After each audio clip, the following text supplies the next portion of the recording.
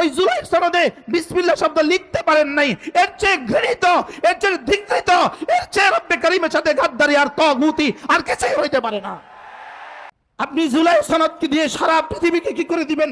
আলোচিত করে দিবেন। জুলাই সনদ সারা পৃথিবীর মানুষ আপনার কাছ থেকে গ্রহণ করবে, লেকিন জুলাই সনদে বিসমিল্লাহির রহমানির রহিম বলতে আপনার লজ্জা লাগলো কেন?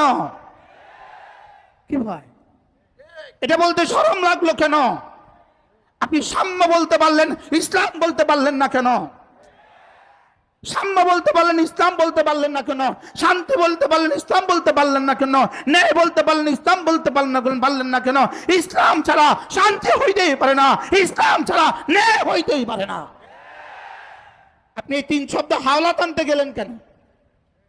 এই তিনটা শব্দ হাওলা টানতে গেলেন কেন? ইসলাম তো এমন এক ধর্ম যেখানে সভ্যতাকে ধার করতে হয় না, যেখানে সভ্যতা কি করতে হয় না বলেন?